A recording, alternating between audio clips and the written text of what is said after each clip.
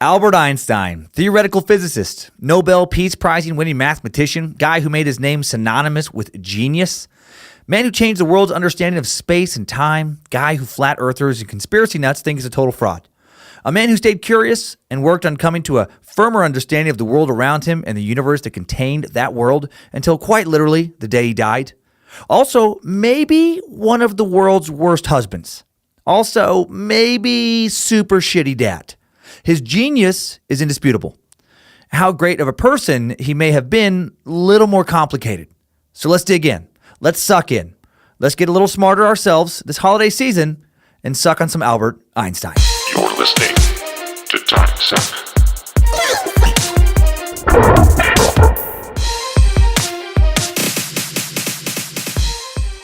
Merry Christmas, mother suckers. Happy Hanukkah. Happy holidays. Happy whatever the hell you're celebrating this holiday season. And if you're celebrating absolutely nothing, well, why don't you lighten the fuck up? Stop being such a party pooper.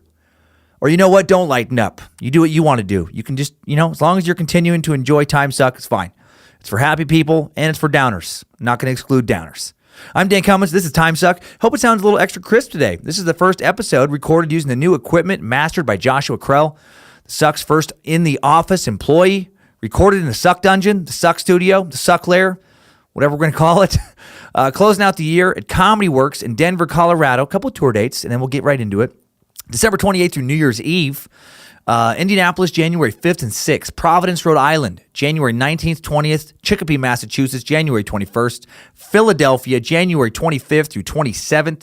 Chicago, going to be there January 31st through February 3rd. New York City, Gotham Comedy Club, one night only, February 11th. More tour dates at either dancummins.tv or timesuckpodcast.com. Ticket links, or at least venue links, in the episode description for all the shows I mentioned and a few others I didn't today. You can get that best on the app, on the Timesuck app. So more announcements at the end of the show. Right now, let's get into Timesuck 67, the last suck of 2017, Einstein. Strap on those boots, soldier. We're marching down a Timesuck timeline. At 11:30 a.m. on Friday, March 14th, 1879, Albert Switchblade Einstein is born in a Baltimore dumpster. A burning Baltimore dumpster. He crawled out and he raised himself. Started slanging that rock at the age of 4. Had his own crew by the age of 9.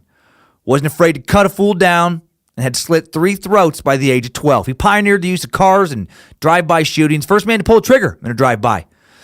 Hearing something you can't understand. How I could just kill a man. That's Albert Einstein. No, it's not. Sorry, I shouldn't have listened to a Rage Against the Machine Cypress Hill cover while doing this research. At 11:30 a.m., Friday, March 14th, 1879, Albert Einstein, born in the city of Ulm. He's born in Germany to Hermann Einstein. Hermann. Looks like Hermann. It's pronounced Herman, I believe. They just threw an extra N in there because the Germans like to funk it up a little bit from time to time. And to Pauline Koch, and his dad was 32, his mom was 21, and because it was 1879, it wasn't scandalous. They were married when dad was 29, mom was 18, which apparently used to be normal. Now, if a guy planning his 30th birthday party, also planning a wedding to a girl still in high school, kind of creepy. Really creepy. No, it's not, man. You just don't get it, bro. We have a love that's timeless, You just don't understand. Oh, I understand it. It's called lust. Similar to love, but involves more boners, less conversation, and practical plans for the future. But seriously, it used to be the norm, totally acceptable, if not expected. Anyway, Einstein's father, Hermann, he'd been born in 1847 in the Swabian village of Buchow, whose thriving Jewish community was just beginning to enjoy the right to practice any vocation. Hermann showed a marked inclination for mathematics, and his family was able to send him 75 miles north to Stuttgart for high school. But they could not afford to send him to a university, most of which were closed to Jewish people in any event. So he returned home to Buchow to get into a trade. So clearly a hereditary disposition towards mathematics and high intelligence. A few years later, as part of the general migration of rural German Jewish people into industrial centers during the late 19th century, Hermann and his parents moved 35 miles away to the more prosperous town of Ulm, which prophetically boasted as its motto, the people of Ulm are mathematicians. How nuts is that? A town known for mathematics, even way back then. A town that takes pride in it. I wonder how much further medicine and tech would be in our nation, like right now, if it was a bigger source of pride here. I mean, there is pride in America over academics for sure, but I still feel it takes a backseat in a lot of communities to like high school sports, right? And look how well we do internationally with that, man. The Olympics, we clean up year after year after year. Probably not a coincidence. I should say, every 4 years. We clean up 4 years after 4 years after 4 years. And I love watching sports. It just feels like too much of a priority sometimes, in my opinion, for a lot of parents and their kids. In Ulm, Herman worked in a featherbed business, making everything so soft. So very, very soft. In 1880, the family moves to Munich, where the featherbed business goes belly up. They start a family electrical firm manufacturing dynamos and electrical meters, the Einsteins, helping bring electricity to Germany. Little Albert, he was slow in learning how to talk. He said, my parents were so worried, he later recalled, they consulted a doctor. Even after he'd begun using words, sometimes after the age of 2, he developed a quirk that prompted the family maid to dub him the dopey one. It's kind of a cruel nickname for a little kid. The dopey one. Others in the family labeled him as almost backwards. Oh, man, it's cruelness all around. Whenever he had something to say, he would try to get it out himself, whispering it softly until it sounded good enough to pronounce aloud. He was just a perfectionist. Every sentence he uttered, his younger sister would later recall, no matter how routine, he repeated to himself softly, moving his lips. He had such difficulty with language that those around him feared he would never learn. Well, as we'll soon discover, by the time he hit school, any delays preschool Einstein had were long gone. Pauline and Herman had a second and final child, a daughter, in November 1881, who was named Fuckface. It's messed up, man. It's a lot of cruel people back then. Calling one of your kids Albert, calling your other kid Fuckface. As if living in Albert's shadow, wouldn't be hard enough. This is my son Albert. He's a famous mathematician, and this is my daughter Fuckface. She's constantly getting thrown out of bars for drunken displays of obnoxiousness and offers dollar hand jobs behind our dumpster. I have one child Albert, and I have a failure Fuckface. I think that started off as like a French guy and somehow morphed into Arnold Schwarzenegger. Accents, trying to improve them. No, she was named Maria throughout her life instead of the. She was named Maria, but throughout her life she used the Maya, the diminutive Maya. When Albert was shown his new sister for the first time, he was led to believe that she was a wonderful toy made for him. His response was to look at her and exclaim, "Yes, but where are the wheels?" Turns out, once he started to talk, saying some pretty adorable stuff. To figure out how to pronounce Maya, spelled with a J, M-A-J-A, I ended up finding a video of some strange old German little kids cartoon about a bee. And this is a little piece of that song that I just felt compelled to share with you.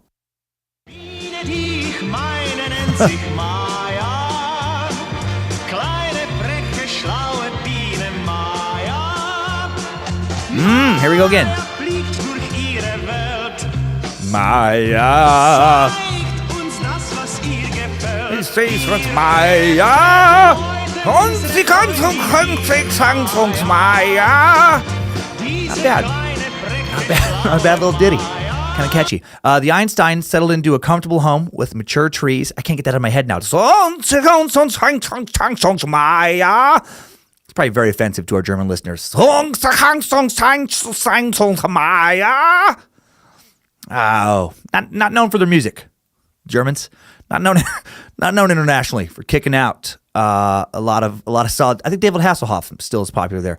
Anyway, it's catchy. Einstein settled into a comfortable home with mature trees, an elegant garden, in a Munich suburb for what was to be, at least through most of Albert's childhood, a pretty respectable bourgeoisie existence. In 1882, just after the Einsteins arrived, the city had about 300,000 residents.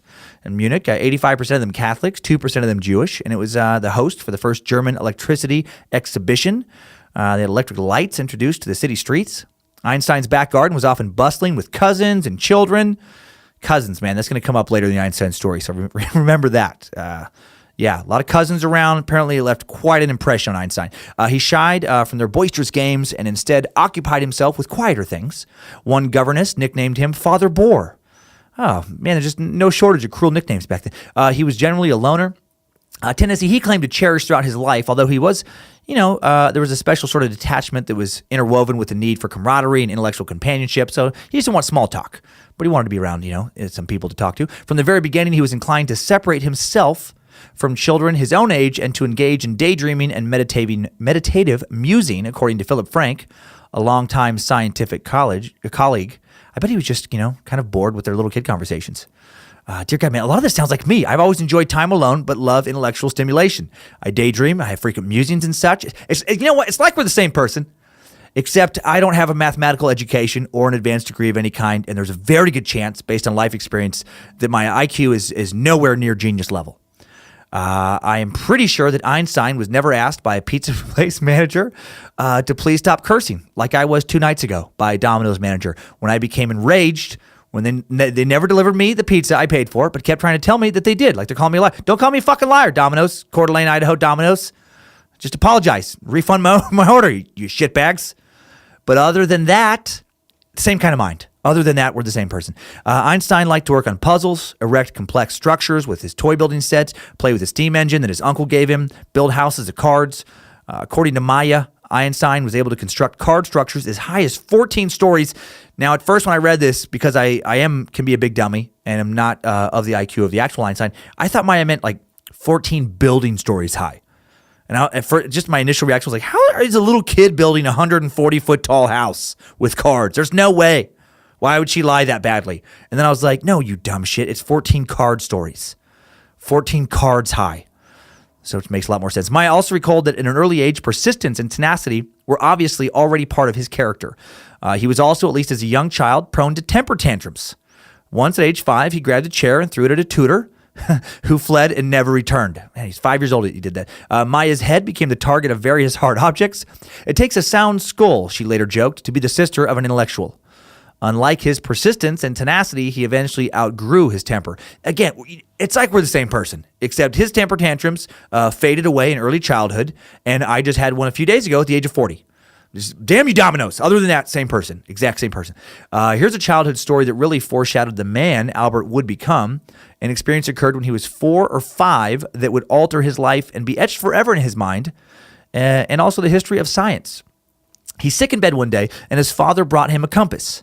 He later recalled being so excited as he examined its mysterious powers that he trembled and grew cold.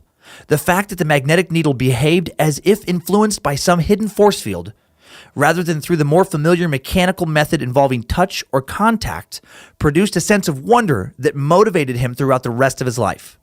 I can still remember, or at least I believe I can remember, that this experience made a deep and lasting impression on me, he wrote on one of the many occasions he recounted that incident later.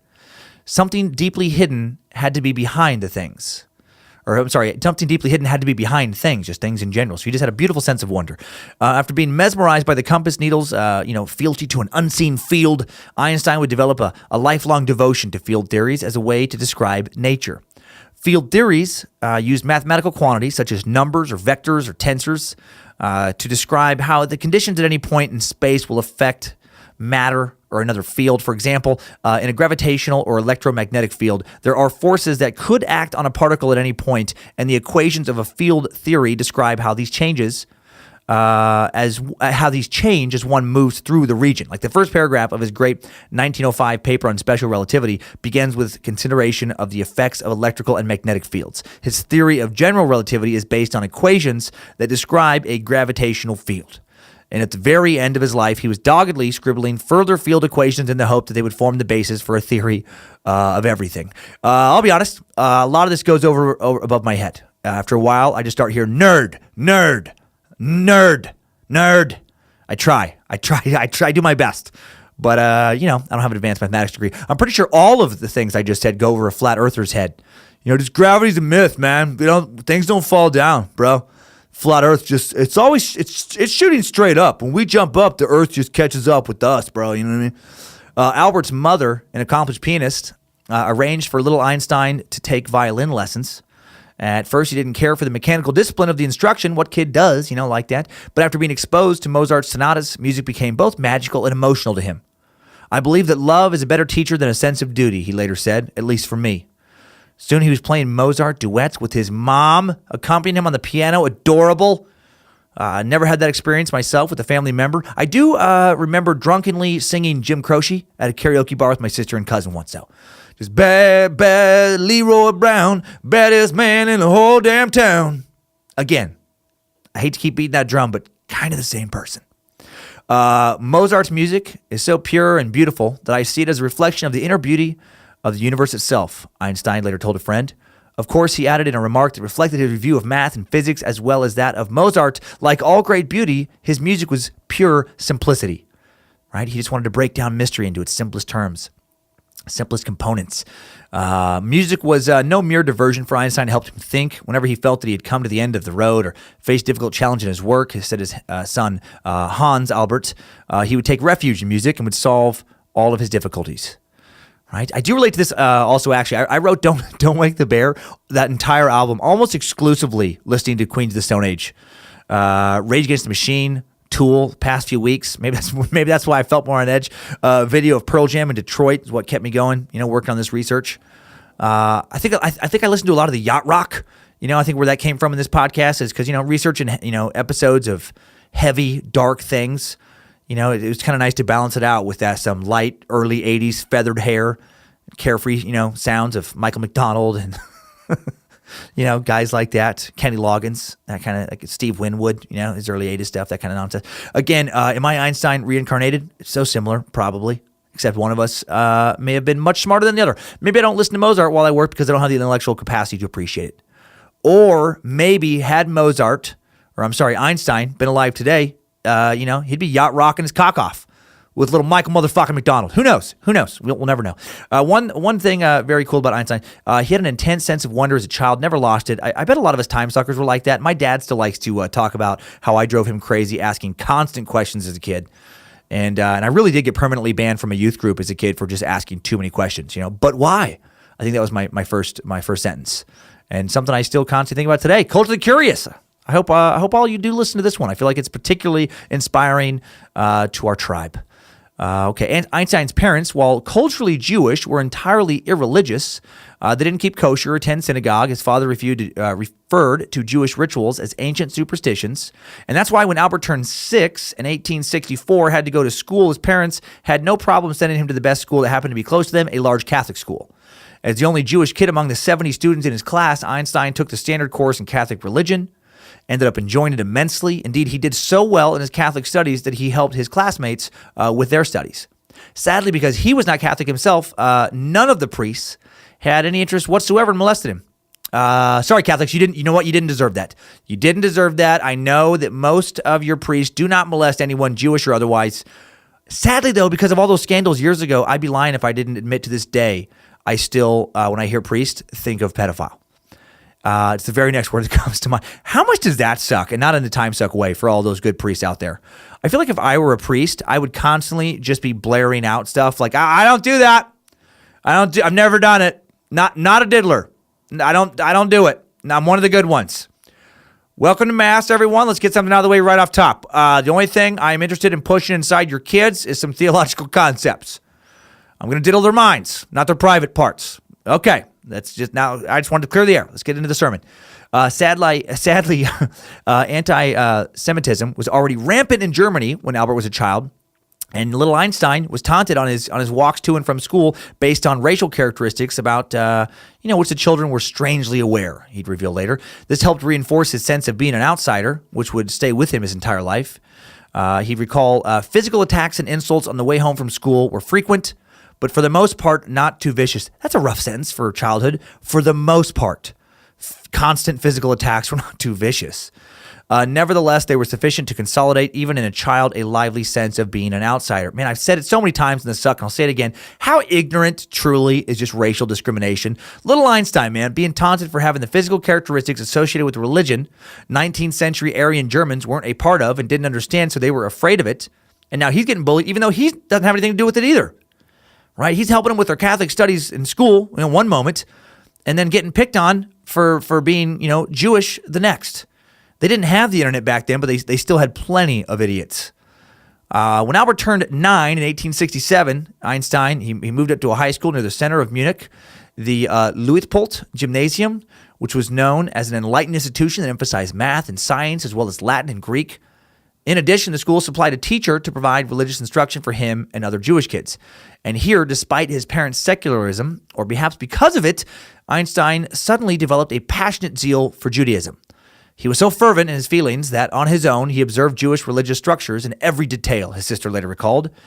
Maybe being taunted by the kids in Catholic school, pushed him in that direction. If you're getting beat up for being Jewish already, why not be all the way Jewish? It was around this time that he supposedly failed at math. I hinted at this in the episode preview last week, right? Because I have heard that Einstein failed at math my whole life. Turns out, I love finding this stuff out on Timesuck, total bullshit.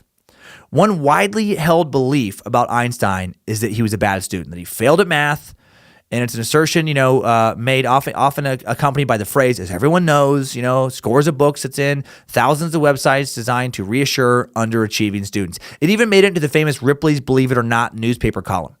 In 1935, a rabbi in Princeton, New Jersey, showed him a clipping of the Ripley's column with the headline, "Greatest Living Mathematician Failed in Mathematics." Einstein laughed. "I never failed in mathematics," he replied correctly. He said, "Before I was 15, I had mastered differential and integral calculus." Geez, you know what? Maybe we're not the same person. I have no idea what differential or integral calculus even are. I truly could not pass a calculus test even if a gun was being held to my head right now. Which would be an incredibly stressful way to take a test. I feel like this info puts a new spin on Ripley's catchphrase, believe it or not. I always took that to mean that they were talking about things so amazing, so bizarre, that it was hard to believe they were true. Maybe it just meant, it means that they've been making shit up. Just believe it or not, buddy. Sometimes you should believe it because, it's true. It's true as shit. Other times you should not believe it, because we make it up. Believe it or not. Believe it sometimes or not other times. Einstein was actually a great student. In fact, he was a wonderful student. In primary school, he was at the top of his class. Yesterday, Albert got his grades. His mother reported to an aunt when he was 7. Once again, he was ranked first.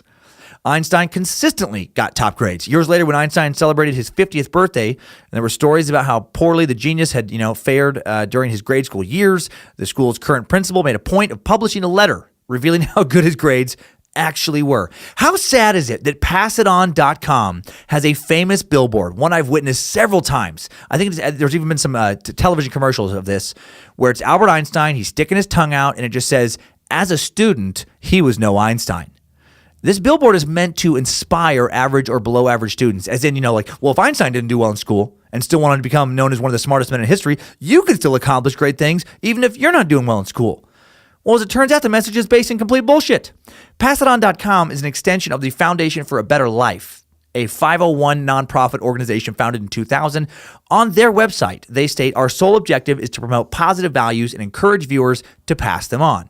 We communicate these values through inspiring messages in movie theaters, on television, billboards, radio, and the internet." Now, the advertising time and space for these messages is donated by broadcast and print media companies as a public service. And ironically, this nonprofit extension of various media companies got their information wrong. Maybe inspire kids to be solid future broadcasters and solid future journalists by doing some fucking fact checking. Right? Instead of giving people more ammunition to toss around those terms like fake news. No wonder no one trusts the media anymore. An organization sponsored by various media outlets doesn't fact check their own inspirational messages. I know I make a fair amount of mistakes on this podcast, and while some of it for sure is my fault, some of it, I'm going to pass the buck here. Some of it is because there is so much bad information out there. I get a fair amount of emails asking how I research, tips based on researching. Here's the main one I have. Find one solid source to start with, such as a biography, historical accounts written by an academically acclaimed author when possible, a source full of footnotes, a source that's been reviewed by multiple critics in, known kind of, magazines and news websites, like the New York Times or Wall Street Journal, that kind of thing. Then fact check their info with at least 2 other sources that don't cite the first source that you're checking. Right? So they get independent information. And after that, kind of just cross your fingers.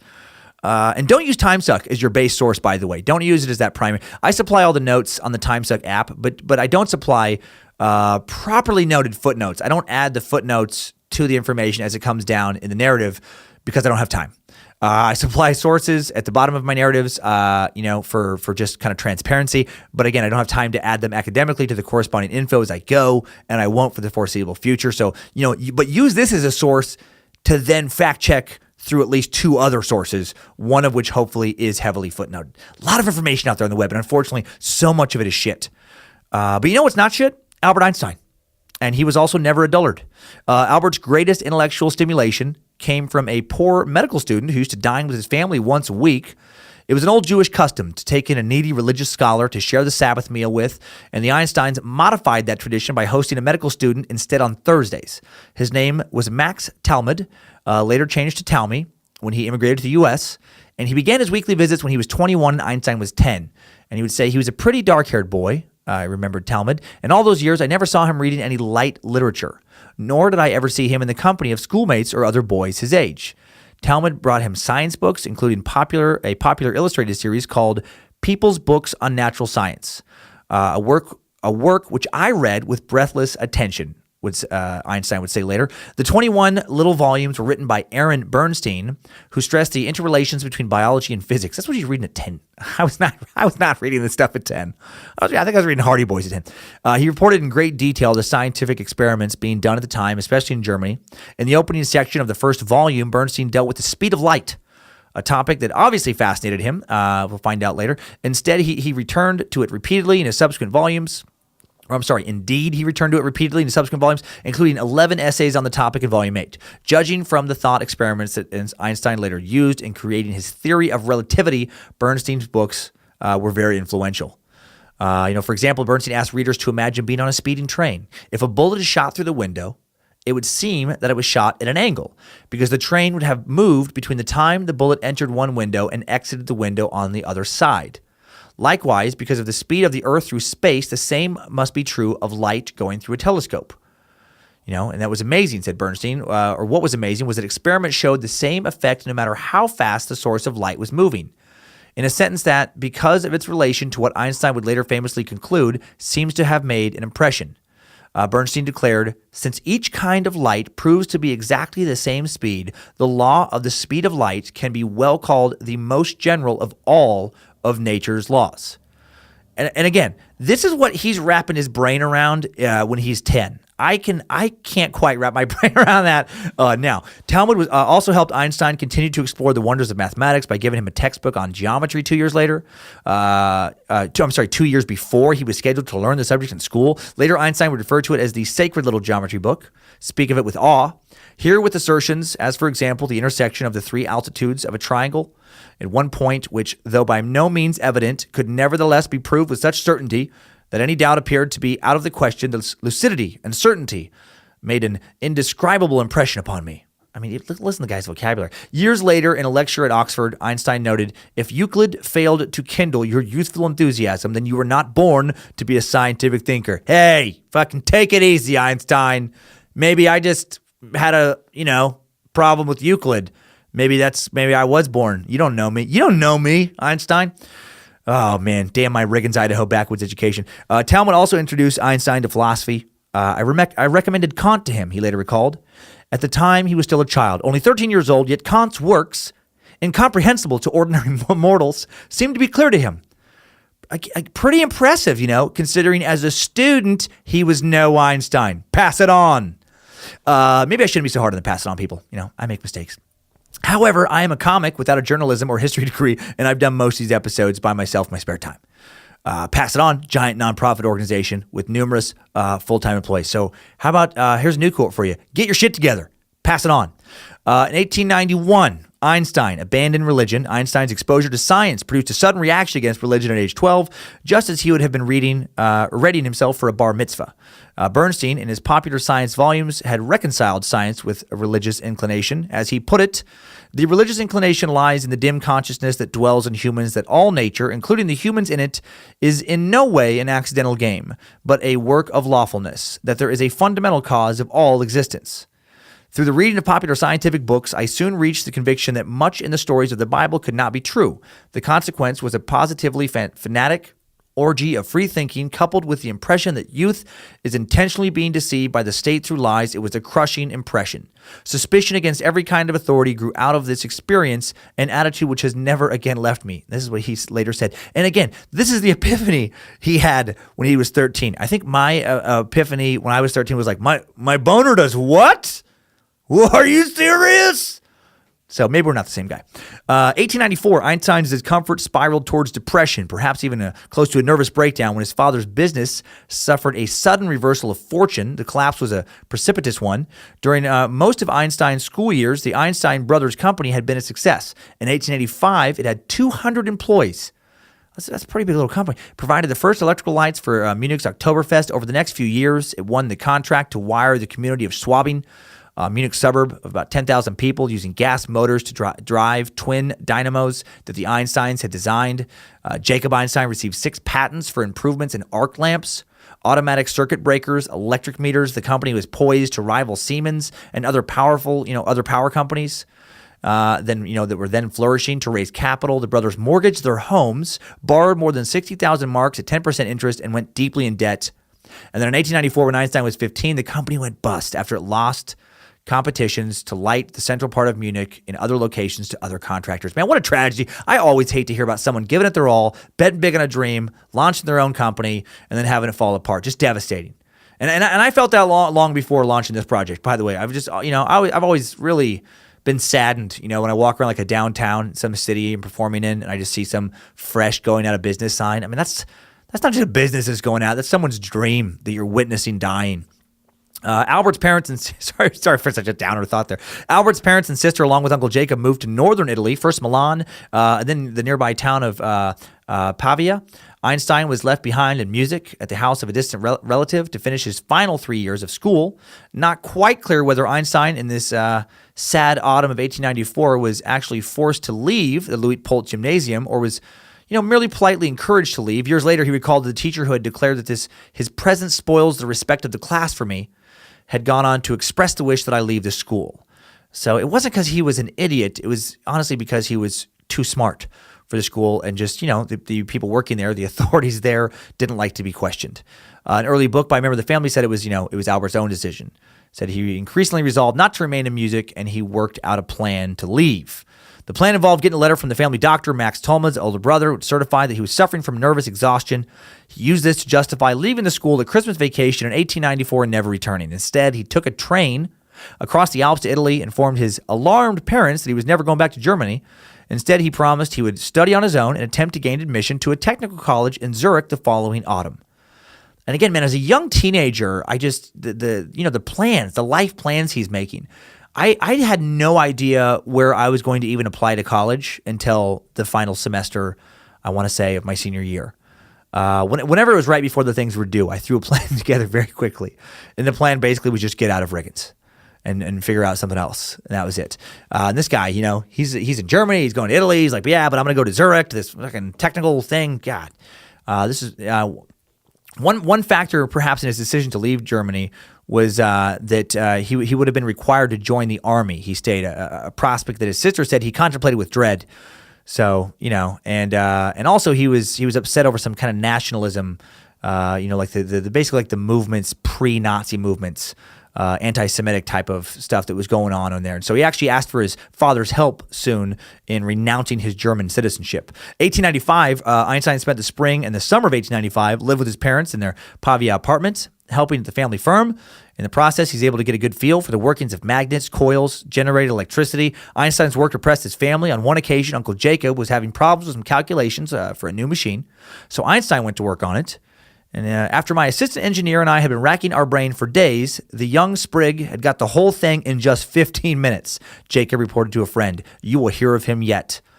We sure as hell did. With his love of the sublime solitude found in the mountains, Einstein hiked for days in the Alps and the Apennines, including an excursion from Pavia to Genoa to see his mother's brother, Julius Koch.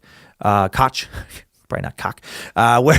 Wherever he traveled in northern Italy, he was delighted by the non-Germanic grace and delicacy of the people. Their naturalness was a contrast to spiritually broken and mechanically obedient Ottomans of Germany, his sister would recall. Man, that is quite a description. Spiritually broken, mechanically obedient Ottomans. Wow. Late 19th century, early 20th century always sounds like such a bummer of a place, man. Present-day Germany, I hear, is awesome. Got to get to Berlin one of these days. Einstein promised to his family that he would, study on his own to get into the local technical college in Zurich, the Zurich Polytechnic. So he bought all 3 volumes of Jules Viol's advanced physics texts, copiously noted his ideas in the margins, Loved the tenacity and focus he had, man. Inspiring. Hail Nimrod. That summer, age 16, he wrote his first essay on theoretical physics, which he titled On the Investigation of the State of the Ether in a Magnetic Field. His goal was to enroll the following fall to Zurich Polytechnic, but he was concerned that he was younger than the age requirement. I should be at least 2 years older, he would say. To help him get around this age requirement, a family friend wrote to the director of Polytechnic asking for an exception. Einstein was then granted permission to take the entrance exam. He boarded the train for Zurich in October 1895 with a sense of well-founded diffidence. Diffidence is a word I had to look up because I'm not Einstein. It means modesty or shyness resulting from a lack of self-confidence. Not surprisingly, Einstein easily passed a section of the exam in math and science, but he failed to pass the general section, which included sections on literature, French, zoology, botany, and politics. The Polytechnic's head physics professor, Heinrich Weber, suggested that Einstein stay in Zurich and audit his classes. Instead, Einstein decided, on the advice of the college's director, to spend a year preparing at the cantonal school in the village of Aarau, 25 miles to the west. Einstein loves Aarau. I should have looked that pronunciation up. A-A-R-A-U. That's a great Scrabble word. That's where my mind goes. Aarau, whatever. 4 vowels, 1 consonant, right? File that one away, Scrabblers. File that one away, words with friendsers. If you can use city names, which I think you can, and I don't know. What am I talking about? Pupils were treated individually, his sister recalled. More emphasis was placed on independent thought than on punditry, and young people saw the teacher not as a figure of authority, but alongside the student, a man of distinct personality. Maybe this is the source of his bad student rep. If it is, ridiculous. Failing an entrance exam, and only part of it to get you into a school you are 2 years too young to even be applying to get into, not a failure. Not quite, it's just not quite doing something, just shy of miraculous. As a student, he was no Einstein. Pass it on. While a student, there we go, in Aarau. So forget what I said earlier. I knew I wrote that. I remember looking it up, but I couldn't find it in my notes until just now. While a student at Aarau, Einstein boarded with a wonderful family, the Wintlers, whose members would long remain entwined in his life. There was Jost Wintler, who taught history and Greek at the school. His wife, Rosa, soon known to Einstein as Marmerl or Mama, and their 7 children. Their daughter Marie would become Einstein's first girlfriend. Another daughter, Anna, would marry Einstein's best friend, Michel Besso. Their son Paul would marry Einstein's beloved sister Maya. Young Einstein had a sassy, sometimes intimidating wit, I guess, which I love. He confronted the world spirit as a laughing philosopher, and his witty sarcasm mercilessly castigated all vanity and artificiality. That was how one of his friends described him later. Again, man, the vocabulary of people in the 19th century, yes, we have more tech and advancements now. Dear God, our texting-based vocabulary has sadly fallen way off from where it used to be. Einstein fell in love with Mary Wintler at the end of 1895, just a few months after he moved in with her parents. She had just completed teacher's training college and was living at home while waiting to take a job in a nearby village. She was turning 18. He was still 16. Older women. He liked him. Einstein wrote Marie his first known love letter, and it is pretty damn adorable. Beloved sweethearts, many, many thanks, sweetheart, for your charming little letter, which made me endlessly happy. It was so wonderful to be able to press to one's heart such a bit of paper. I don't know what accent I'm even doing now. I think it's going all around the planet, so I'm going to stop. Which 2 so dear little eyes have lovingly beheld, and on which the dainty little hands have charmingly glided back and forth. I was now made to realize, my little angel, the meaning of homesickness and pining. But love brings much happiness, much more so than the pining brings pain. My mother has also taken you to her heart, even though she does not know you. I only let her read 2 of your charming little letters, and she always laughs at me because I am no longer attracted to the girls who were supposed to have enchanted me so much in the past. You mean more to my soul than the whole world did before. To which his mother penned a postscript, without having read this letter, I send you cordial greetings. You mean so much more to me than the world did before. And her mom added a note. Could they be any fucking cuter? Is it even possible? Well, he wasn't just cute and smart. He was brave. He was a man of principle. He disdained all forms of nationalism, so much so that I mentioned this earlier, he asked his father to help him drop his German citizenship. He hated the nationalism, anti-Semitism. He saw rising over there, saw it all the way back before 1900 because he was a genius.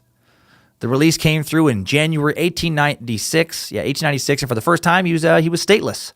Einstein ended his year at the Araru school in a manner that would have seemed impressive for anyone except one of history's greatest geniuses. He scored the second highest grades in his class. The first place student, lost to history. Damn it, man. Had that have been me, I would have made sure everyone knew that I had beat Einstein. Am I wrong, baby? Am I? Fine. I guess you're right. What do I know? It's not like I was a better student than Einstein or anything. I'd be that guy. On a 1 to 6 scale, with 6 being the highest, he scored a 5 or a 6 in all of his science and math courses, as well as history and Italian. His lowest grade was a 3 in French. Thank God he chose not to focus his energy on French. I feel like the world needs great mathematicians a little more than it needs, more people who are bilingual. That qualified him to take a series of exams, written and oral, that would permit him, if he passed, to enter the Zurich Polytechnic. And on his German exam, he did a perfunctory outline of a Goethe play and scored a 5.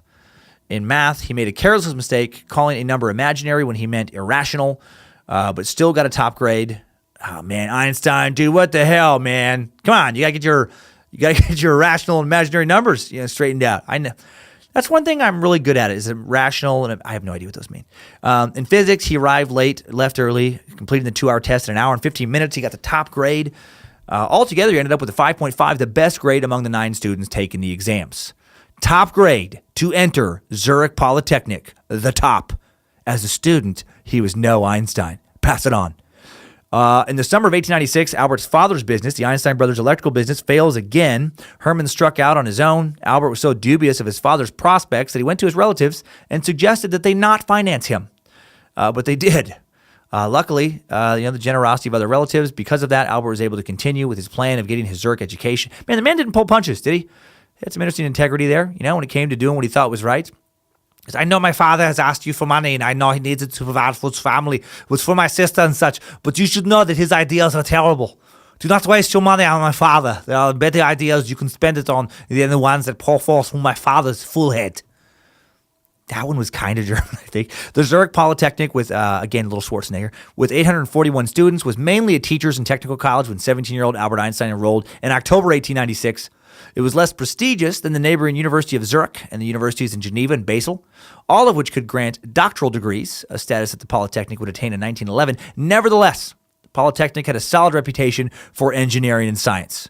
Einstein was one of 11 freshmen enrolled in a section that provided training for specialized teachers in mathematics and physics.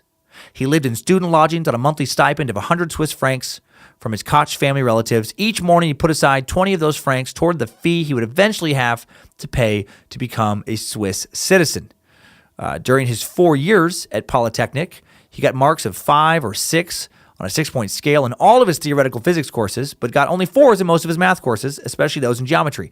It was not clear to me as a student, he admitted, that a more profound knowledge of the basic principles of physics was tied up with the most intricate mathematical methods. So, basically it sounds like he just didn't, think it was important, so he didn't focus on it. And when I read more about his particular grades, it wasn't that he wasn't that he was busting his ass and still just couldn't make top marks. It's just that, if he didn't, see value in a subject, he didn't care what the teachers thought of him and didn't care to really, put a lot of effort into it.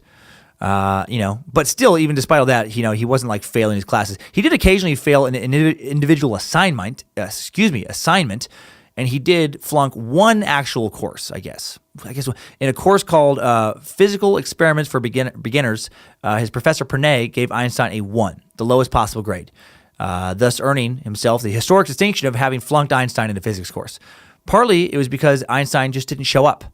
He wasn't showing up for class because he didn't value it. At Pernay's written request in March 1899, Einstein was given an official director's reprimand due to lack of diligence in physics practicum. Again, i.e., he just didn't give a shit about that class. And so there is that one thing. Hardly justification for a national ad campaign, though. As a poor student, he was no Einstein. Pass it on. Oh, I'm passing it on, right. Einstein preferred to study based on his own interests and passions with 1 or 2 friends, even though he was still priding himself on being a vagabond or a loner. He also began to hang around the coffee houses and attend musical soirees with a little cool crowd of bohemian soulmates, fellow students. He forged lasting intellectual friendships in Zurich that became important bonds later in his life. Like Marcel Grossman, a middle-class Jewish math wizard whose father owned a factory near Zurich. Together, Einstein and Grossman smoked pipes, they drank iced coffees, discussed philosophy at the Café Métropole on the banks of the Limmat River there in Zurich. That's cool to think about, man. Young Einstein sitting in a Zurich coffee shop, sipping some iced coffee, maybe some espresso, smoking some cigarettes or a pipe, talking philosophy, some mathematical theory. Man, to be a fly on that wall, to understand, what they were talking about. Actually, if I was a fly on that wall, I'd want to be one for a little while.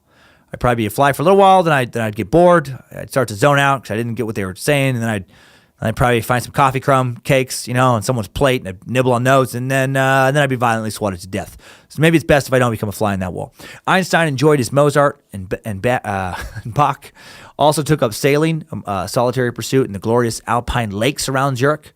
He had a carefree life as a student, despite the constant financial failings of his father, who, against Einstein's advice, just kept trying to set up his own business rather than just work for somebody with a salary, as his uncle Jacob had finally done. And that's where that old saying comes from. Why can't you play it safe like Uncle Jacob? That's where that comes from.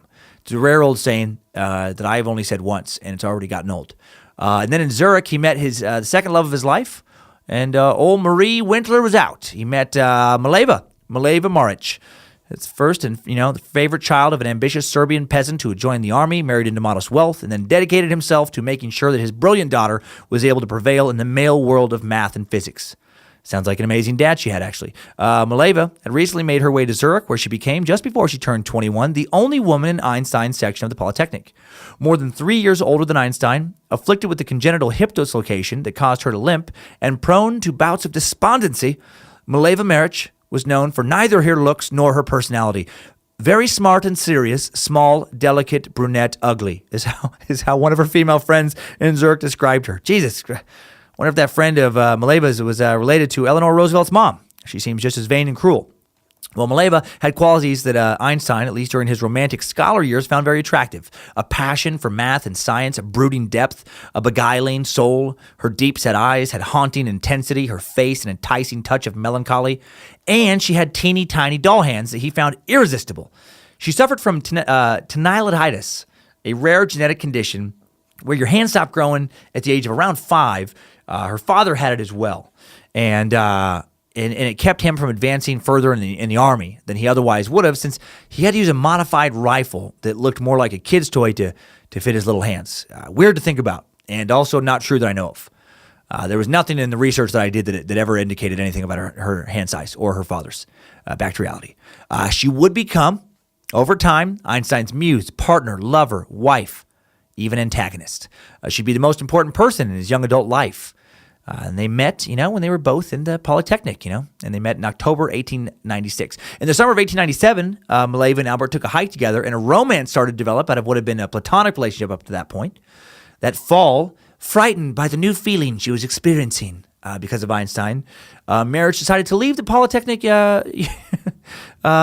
temporarily and instead just audit classes at Heidelberg University. That is intense, man. Felt so strongly for this dude, she had to take time off of school.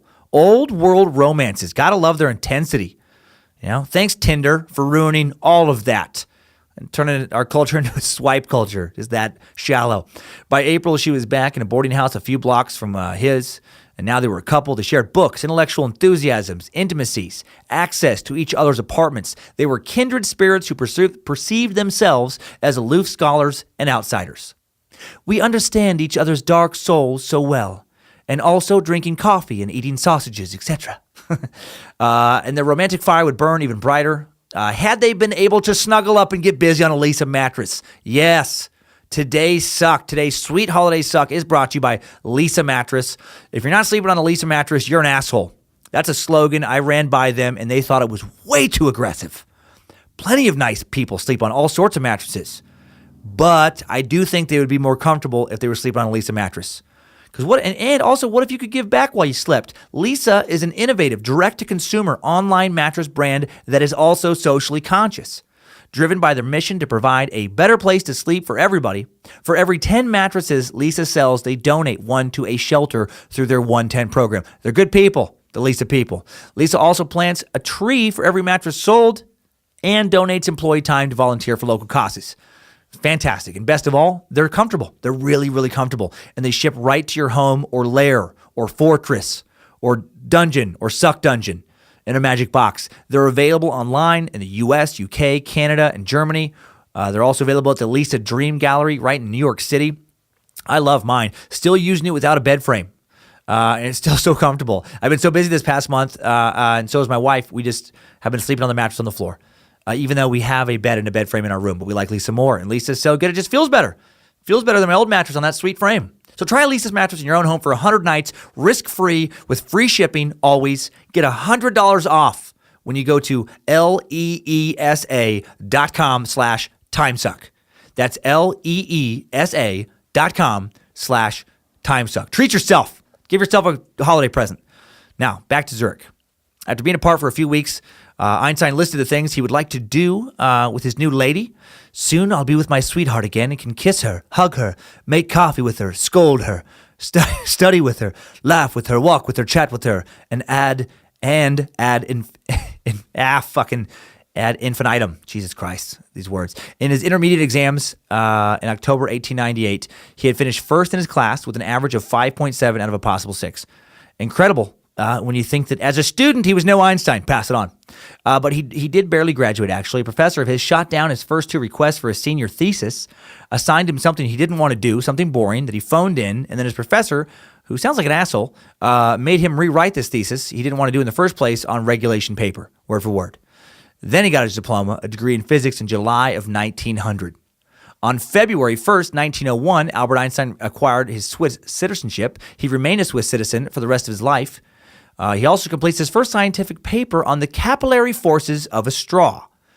All right, capillary action, or capillarity, is the ability of a liquid to flow against gravity, where liquid spontaneously rises in a narrow space such as a thin tube or straw, or in porous material such as paper. This effect can cause liquids to flow against the force of gravity or magnetic field induction, and it occurs because of attractive forces between the liquid and solid surrounding surfaces. In his article, Einstein reasoned to each atom corresponds a molecular attraction field that is independent of the temperature and of the way in which the atom is chemically bound to other atoms. I do remember something about this from science in high school. And if you want a better explanation than that, well, you know what? Find a different podcast to listen to. Okay? My eyes were starting to cross a little bit there.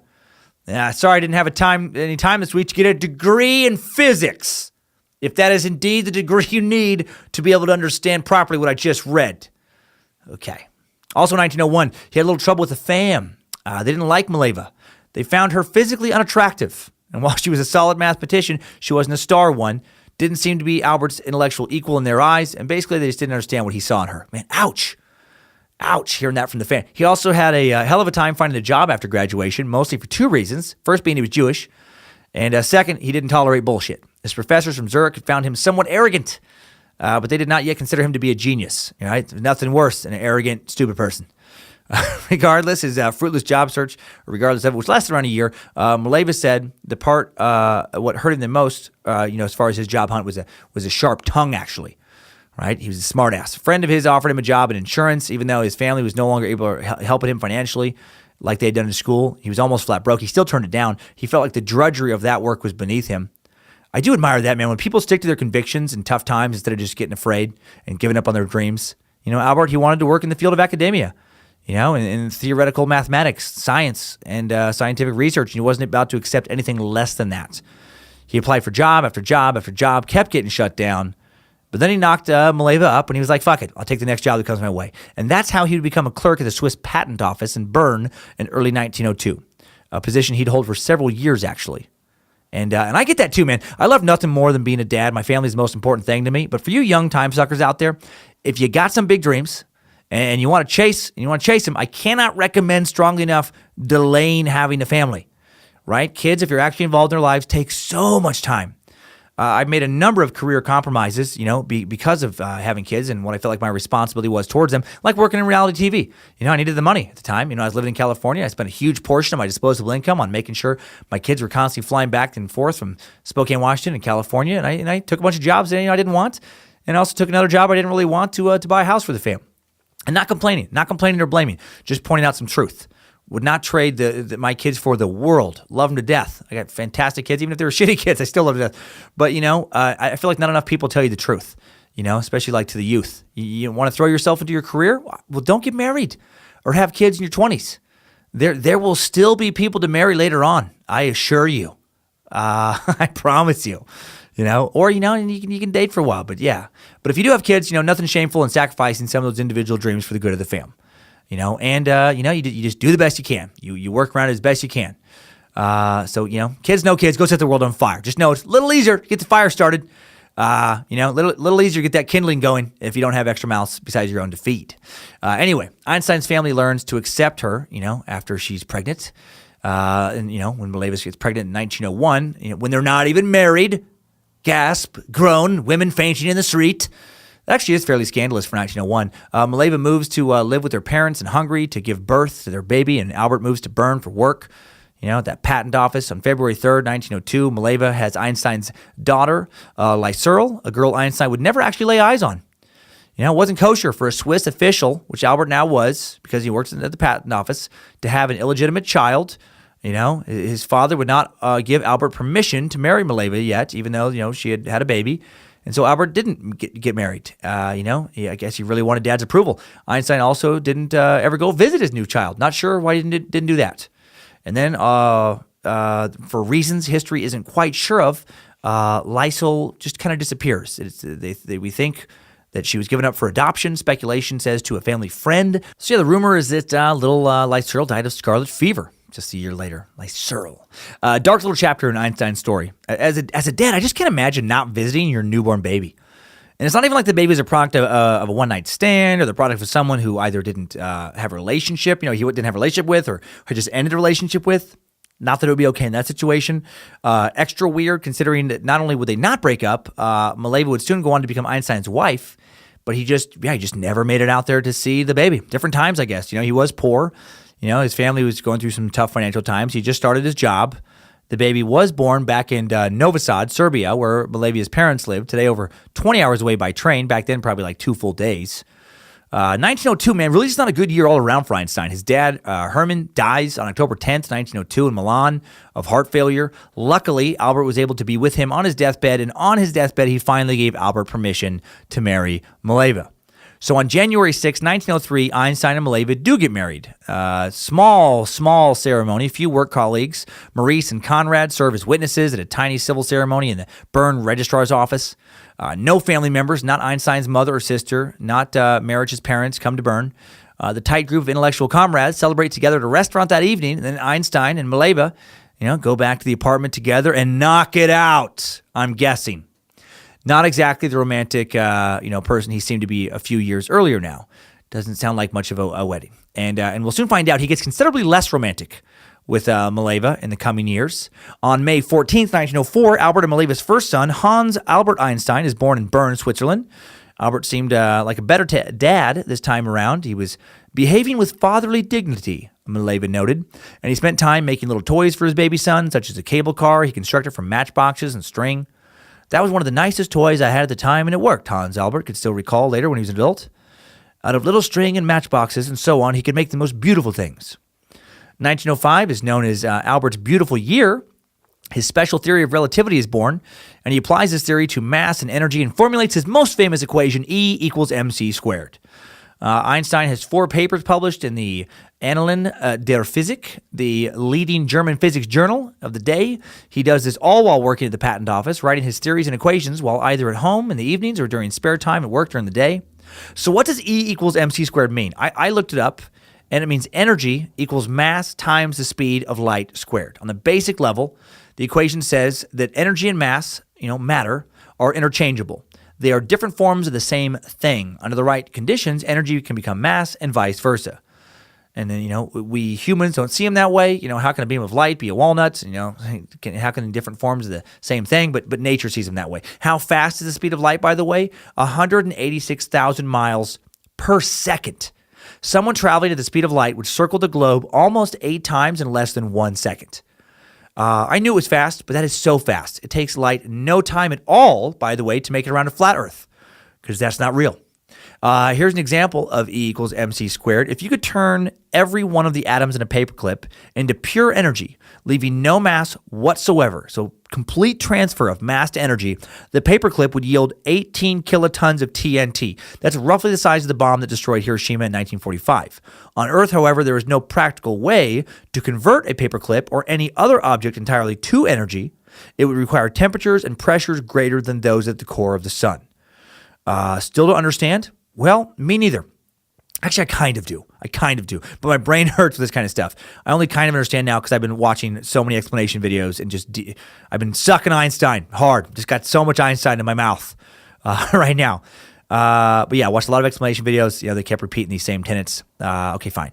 I guess I get it. But what I kept thinking about is like, why is it important? Why do we need to know that? How is that significant? And I kept sucking. I found out, well, it's significant in the scientific community because in 1904, everyone in science at that time believed that the universe was divided into two realms.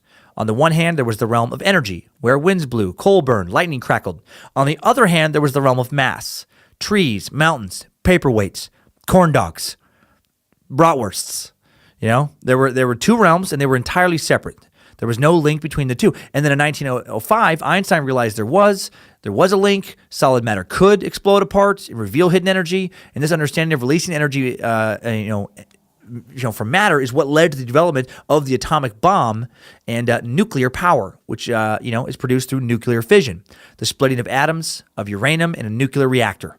So while Einstein himself didn't personally make a nuclear bomb or design a nuclear power plant, he opened the door to the realm of possibility that allowed both of those things to be invented. It's kind of like, he didn't invent the ham and cheese Hot Pocket or the microwave, but he showed how it was possible for someone to build a microwave. And as soon as that microwave was built, some other genius realized, I got to get some ham, cheese, and pita pocket stuck in there. And then because of that, a lot of people died because of that decision. I feel like that analogy unraveled a bit at the end, but still somehow makes sense. I also feel like if you understand the importance of this one discovery, I also feel like you do understand the importance of this discovery, and it was just one of many that he would make just that year. By the way, I also watched about 5 different pronunciation videos for nuclear, and if you still think I'm mispronouncing that word, I know that's been a hot topic over the course of the suck. I want you to go fuck yourself. All right? I said it in the same way that the Oxford Dictionary Pronunciation Guide guy said it. And pronunciation, real word. I'm all flustered. It's in the Cambridge Dictionary, the Merriam-Webster Dictionary. I bring that up because I've mentioned pronunciation problems a million times in this podcast, and then every once in a while I've had people write in, well, actually, pronunciation is not a real word. Jesus Christ. It's a combination of pronounce and enunciate. No, it is a real word, okay? Maybe it's even a real world because I keep wanting to say that. Maybe it's both. I don't know about the world part. Einstein's 1905 burst of creativity was astonishing. He had devised a revolutionary quantum theory of light, helped prove the existence of atoms, explained Brownian motion, upended the concepts of space and time, produced what would become science's, best known equation. Also, on April 30th, 1905, he completed his thesis with Alfred Kleiner, professor of experimental physics, which gave him his PhD at the University of Zurich. He had his dissertation, A New Determination of Molecular Dimensions. He's Dr. Einstein's now.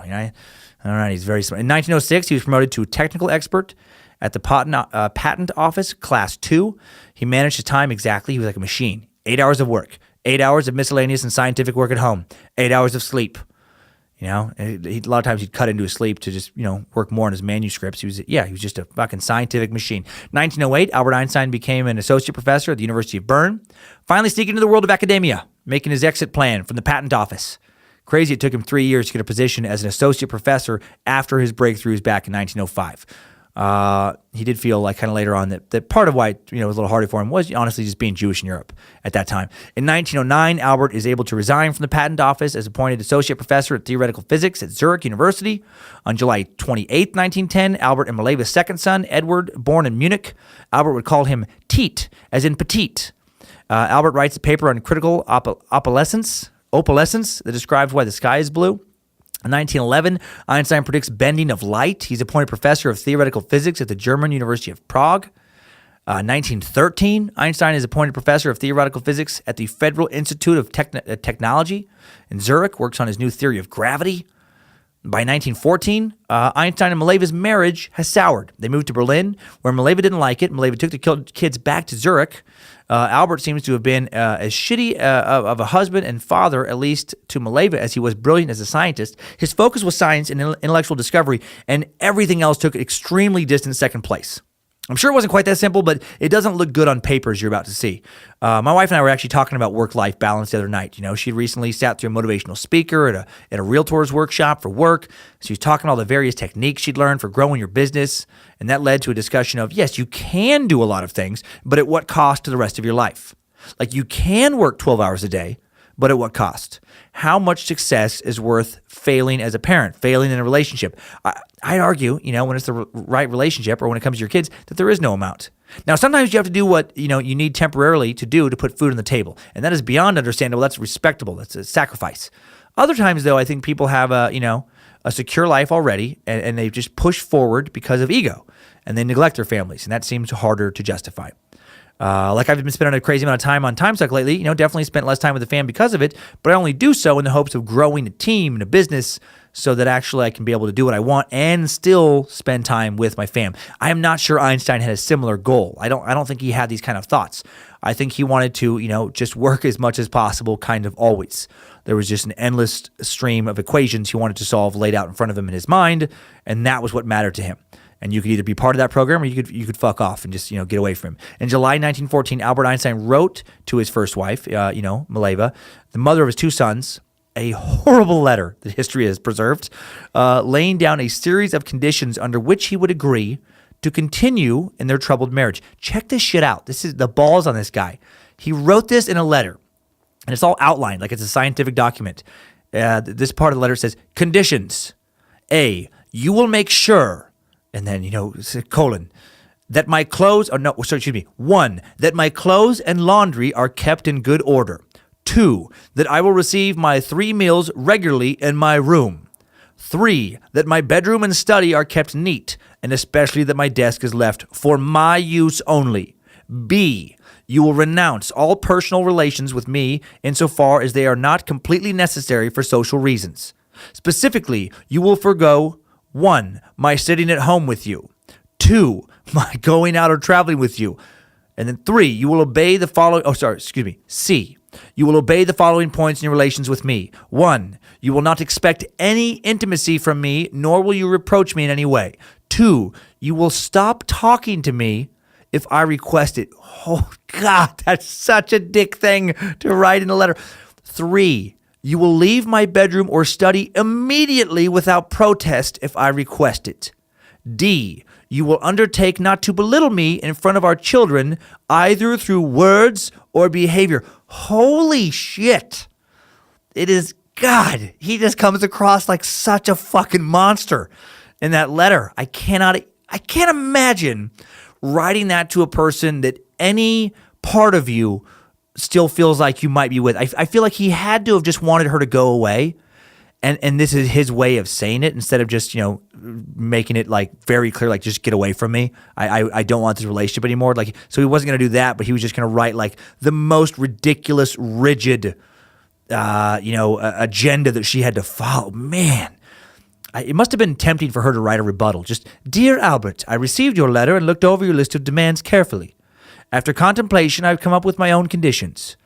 You can A, go fuck yourself. I also was a gifted mathematician who sacrificed my career to raise our children, which you seem to forget. B, seriously, go fuck yourself. You can't sit at home with me, travel with me. I can expect no intimacy from you. You got the last part right. You better work on solving the age-old equation of how to suck your own dick, because I sure as hell will never be doing that again. And C, fuck off and die. See you in divorce court. I'm going to ruin you. Warmest regards, Mileva. Einstein was clearly trying to push her away. Man, why couldn't he just say that? Jeez. Well, they wouldn't divorce until 1919, but as early as 1912, he did start seeing someone else. And there's no easy way to say this, so I'm just going to say it bluntly. He started fucking his cousin. His first cousin. Yep. Einstein would marry Elsa Lowenthal in 1919. They were first cousins on his mother's side, as well as second cousins on their father's side. Weirder still, she was actually born Elsa Einstein. The Lowenthal surname was just one she got from her first marriage. So creepy. Okay, now last week we talked about how FDR and Eleanor Roosevelt were fifth cousins. They were actually, they were fifth cousins once removed. Very different than this situation. The once removed part is an indication, by the way, of generational difference. So like their parents were fifth cousins, and that made them fifth cousins once removed. Fifth cousins are pretty distant relatives. Like when your kids each have cousins, they'll be second cousins of, like, the kids will be second cousins of each other. And then when they have kids, those kids will be third cousins and so on down to fifth. Like second cousins have the same great grandparents, but not the same grandparents. Fifth cousins have the same great, great, great, great grandparents. FDR and Eleanor were those people's kids. Not a big deal. I have no idea who any of my relatives are beyond second cousins. I mean, for all I know, I've slept with fifth cousins. Who knows? But first cousin, that's the cousins, like your family shows pictures of you when you're an adult, of you taking a bath with them when you were kids, like when you were babies. These are the ones who sit with you at the kiddie table during Christmas dinner, right? These are the ones that he was like playing in the yard with, at the family home. We talked about, earlier in Munich when they had the good times back there. And then you're going to marry one? Different times, I guess, but so weird. Albert and Elsa's moms were sisters. Their dads were first cousins. Apparently, Einstein was both a genius and an idiot. Just imagine for a moment banging one of your aunt's kids. Are you nauseous? Well, congratulations. You're mentally healthy. Are you horny? Well, I guess you might be a genius. Elsa had two daughters, Ilse and Margot, who would technically be Albert's own children's second cousins. So they could say, this is my stepsister and this is my cousin. And they could be pointed at the same person both times and be correct. Okay, I think you get how weird all this is now. So yeah, 1919, Einstein and Elsa get married. His relationship with his two kids from his first marriage would be strained. Yeah, I bet. And he'd only see them a handful of times throughout the rest of their childhood. He'd resume a relationship years later with Hans. When Hans got married himself, Tiet would be diagnosed with schizophrenia as a young adult.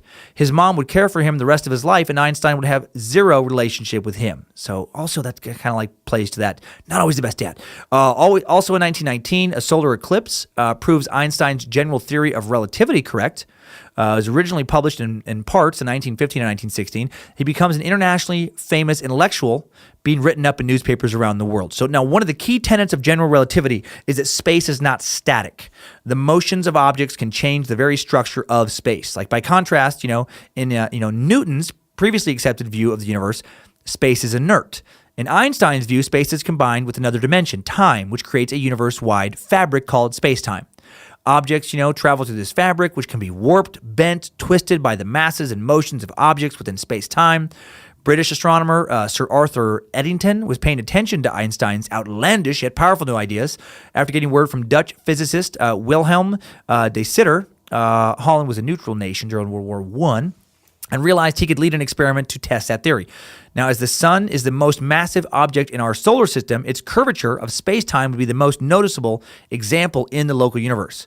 But to test Einstein's theory, astronomers would have to study the positions of background stars close to the sun's edge, to see if the sun was bending the light coming from them. As the sun is so bright, the sun's glare would normally make an observation impossible. And then there was the eclipse of 1919. During a total solar eclipse, the moon orbits directly in front of the sun, completely blocking the light from the sun's disk, as opposed to a flat Earth lunar eclipse, which occurs when the moon passes directly behind the Earth in its shadow, and the thin disk of a flat Earth can clearly be seen, but only by true believers, and by that I mean idiots. To test Einstein's theory, the Royal Society and the Royal Astronomical Society, in Britain, organized expeditions to the tropics of Brazil and to the island of Principe, off the west coast of Africa, where the total eclipse would be the most visible. It also so happened that the period of totality, the length of time the moon blocks out all the sun's surface, for the 1919 eclipse was one of the longest of the 20th century, spanning around 6 minutes. So this proved to be ample time for astronomers to measure the relative locations of stars, in the Hyades cluster that was usefully located near the solar edge at that time. So although the warped space-time deflected the starlight by a minuscule amount invisible to the naked eye, the observations from Brazil and Principe were analyzed by Eddington, and the general relativity predictions agreed with the observation. The warping of space-time by the sun's mass was real. Newton's inert space had been superseded by a new exciting theory, and then the New York Times published the news on November 7th, 1919, and Einstein was now a celebrity. I just love picturing all these scientists heading out to Brazil, into this tiny little African island of roughly 6,000 people, just over 50 square miles in size, where the biggest town's only 1,200 people, So it's not like they had great accommodations. All of this just to understand space a little better. It's amazing. 1921, Einstein visits, to the U.S., lectures at Princeton University on the theory of relativity. 1922, he's awarded the Nobel Prize in physics. for his work in 1921. Between 1923 and 1925, Einstein tours and lectures all over the world, from the Far East to South America. He continues with his scientific studies, working on quantum mechanics and unified field theory. Nerd shit. Between 1930 and 1933, he makes several visits to the United States. Adolf Hitler had been appointed Chancellor of Germany in 1933, and then Albert and Elsa and her kids leave Germany and emigrate to the United States. In September, settle in Princeton. He assumes a post at the Institute for Advanced Study. In April 1933, Einstein had noticed that the new German government had passed laws barring Jewish people from holding any official positions. That's something you'd notice if you were holding one of those, including teaching at universities. A month later, Einstein's works are burned. They're targeted by German student union kids and Nazi book burnings. Nazi propaganda minister Joseph Goebbels is proclaiming Jewish intellectualism is dead. One German magazine included him, Einstein, in a list of enemies of the German regime with the phrase, "not yet hanged." They put a $5,000 bounty on his head. How dumb did the racial hatred of Nazis make them? They put a price on the head of a guy who, had they not been racist maniacs, could have helped them win the war through his knowledge that could be used for the development of atomic weaponry. In a subsequent letter to a physicist and friend, Max Born, who had already immigrated from Germany to England, Einstein wrote, "I must confess that the degree of their brutality and cowardice comes as something of a surprise." So remember, he'd already thought of them as soulless automatons before. Now he's just, even with his low expectations, they've still surpassed, those in terms of just not being good people. After moving to the U.S., he described the book burnings as a spontaneous emotional outburst by those who shun popular enlightenment and, more than anything in the world, fear the influence of men of intellectual independence. Men who fear the influence of men smarter than themselves. Man, I feel like we still have a lot of those people, a lot of those men around the world. 1936, Elsa dies from heart and kidney problems. One of Einstein's friends, Peter Bucky, said that when Elsa died, Albert was devastated and wept, something he had never seen the normally unemotional man do. He would never sleep with a very close relative again. Maybe that should have been the slogan. When it came to who he chose to sleep with, he was no Einstein. Pass it on. In 1939, World War II begins. Albert Einstein warns President Roosevelt that Germany might build an atomic bomb. He then recommends nuclear research, which led directly to the development of the Manhattan Project. He himself was denied clearance to work on that project due to his pacifist tendencies, but he did consult.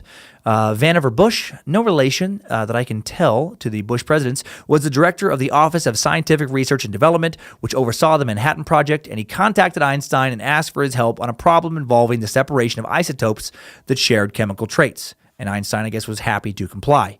Later during the war, Einstein would help with less secret matters. A Navy lieutenant came to visit him at the Institute to enlist him in analyzing ordnance capabilities. He was apparently enthusiastic. Among the issues Einstein explored as part of a $25 per day consulting arrangement were ways to shape the placement of sea mines in Japanese harbors. And his friend, the physicist George Gamow, got to come pick his brain on a variety of topics. He'd say, "I'm in the Navy, but not required to get a Navy haircut," he would joke to his colleagues. Probably had trouble, I'm sure, picturing him with a crew cut. After World War II, he worked to control nuclear proliferation. He also regretted signing his initial letter to Roosevelt, saying in a Newsweek interview that, "Had I known the Germans would not succeed in developing an atomic bomb, I would have done nothing." He would have not encouraged Roosevelt to pursue that. Also, during World War II in 1940, Einstein becomes a citizen of the U.S. while also retaining his Swiss citizenship. World War II would change Einstein, as I'm sure it did a lot of people. As in science, so it was in the world of politics for Einstein. He sought a unified set of principles that create order out of anarchy. A system based on sovereign nations with their own military forces, competing ideologies, conflicting national interests would inevitably produce more wars. So he regarded a world authority as a realistic rather than idealistic, as a practical rather than naive way to run the world. For the remaining 10 years of his life, his passion for advocating a unified governing structure for the globe would rival that of finding a unified field theory that could govern all the forces of nature. So basically, before he dies, he's just trying to solve all of the world's problems. Although distinct in most ways, both quests reflected his instinct for transcendent order. In addition, both would display Einstein's willingness to be a nonconformist, to be serenely secure and challenging prevailing attitudes. I can't hear conspiracy theorists now just one world government, man. Oh shit, Illuminati, trilateralists, Freemasons, space lizards. It's a one world agenda, man. It's real. Honestly, it probably kind of is. Honestly, one world government is probably inevitable. Due to the reliance of more and more nations on international trade and commerce to survive, due to the increasing strain on a limited ecosystem, the exponentially increasing population is causing, eventually, maybe hundreds of years from now, I don't know, I feel like it only makes sense that all humans will have to become members of the same nation, just to give us the best odds of not killing each other in some nuclear battle. That's just what I think. Who knows? Maybe I'm a member of the Illuminati. The three great powers, the U.S., Britain, Russia, should jointly establish a new world government, Einstein said in an article, and then invite other nations to join in. The United Nations, which was founded in October 1945, didn't come close enough to meeting these criteria, Einstein felt. He truly wanted a one-world government. So Einstein, he sought to make it clear that world government he envisioned would not impose a Western-style liberal democracy everywhere. He advocated a world legislature that would be elected directly by the people of each member country in secret ballot rather than be appointed by the nation's rulers. However, it should not be necessary to change the internal structure of the three great powers, he added as a reassurance to Russia. Membership in a supranational security system should not be based on any arbitrary democratic standards. So, he's trying to prevent future wars. In this sentiment prompted Einstein in May 1946 to take on his most prominent public policy role of his career. He became chairman of the newly formed Emergency Committee of Atomic Scientists, which was dedicated to nuclear arms control and world government. During the Red Scare that followed World War II, Einstein refused to join in on kind of anti-communist propaganda. He also refused to promote communism. When questioned about his refusal to take a hard stance on either side, he said, "A person must strive to promote moderation and a more objective judgment." Why can't more people think like that? One world government, man. It's time for our reptilian master, to start subjugating the human race. I feel like that's people get so worked up whenever you're opposed to even capitalism in any form whatsoever. I don't feel like we need to throw it away. I like it. But, maybe we could, try and think about how fair it is. I don't know. 1952, Albert Einstein was offered the presidency of Israel. He turned it down. On November 9th, 1952, Chaim Weizmann, the first president of Israel and one of the state's co-founders, along with David Ben-Gurion, died. Weizmann had been in poor health when elected president in May 1948 and inaugurated on February 16, 1949, according to Knesset history. As such, he was unable to actively craft policies and carry out the ceremonial state duties. After his death, the Israel government, led by David Ben-Gurion, decided to offer the post of presidency to the 73-year-old Einstein. Abba Eban, the Israel ambassador to Washington and the state's UN representative, wrote a letter to Einstein, just asking him to, hopefully consider himself for president, subject to a vote by the Knesset, Israel's legislative committee. Einstein declined, writing, "I am deeply moved by the offer from our state of Israel to serve as its president, and at once saddened and ashamed that I cannot accept it. All my life I have dealt with objective matters. Hence I lack both the natural aptitude and the experience to deal properly with people and to exercise official functions. For these reasons alone, I should be unsuited to fulfill the duties of that high office, even if advancing age was not making increasing inroads on my strength. I am the more distressed over the circumstances because my relationship to the Jewish people has become my strongest human bond, ever since I became fully aware of our precarious situation among the nations of the world." Man, what an honor to be offered the role of leading a new nation, and what a practical guy to turn it down knowing that he wasn't right for the job. I feel like that's a problem with a lot of political leadership is the people who truly would be best at the job don't want it or don't think they would be good enough to do it because they understand truly how serious it is. Oh, he reconnects with his son, Hans Albert. Hans' mother died in 1948, and their other son, Edward, a.k.a. Tiet, was institutionalized in a psychiatric clinic in Zurich, where he died in 1965. Shortly after Albert had celebrated his 75th birthday, the year before his son turned 50, Einstein, thanks to a reminder from his son's wife, wrote his son a letter that was, slightly formal, as if created for a special occasion. It contained a nice tribute both to his son and to the value of a life in science. So I guess he's, at the end of his life, trying to be a little bit better of a dad. On Sunday, April 17th, Einstein woke up feeling better than he had recently. He was in poor health at this point in his life. He asked for his glasses, papers, pencils, proceeded to jot down a few calculations. He talked to Hans Albert about some scientific ideas. He pointed to his equations, lamented half-jokingly to his son, "If only I had more mathematics." He worked as long as he could, and when the pain got too great, he went to sleep that night. And then shortly after 1 a.m. on Monday, April 18th, the nurse heard him blurt out a few words in German that she could not understand, and then the aneurysm burst, and he died at age 76. Right? Working equations right until the very end. And with his death also dies this Timesuck timeline. Good job, soldier. You made it back. Barely.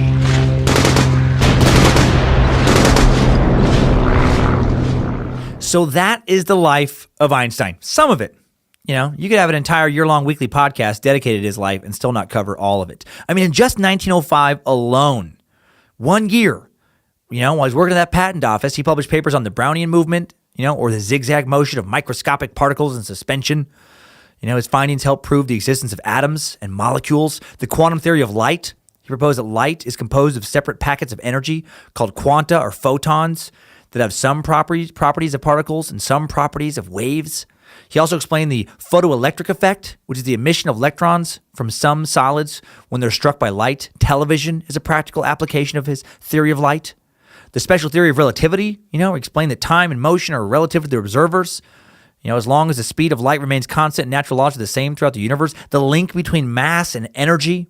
The fourth paper expanded this on this idea, with that famous equation E equals mc squared. Formula demonstrating that a small particle of matter contains an enormous amount of energy, the basis for nuclear energy. And all this in just a year.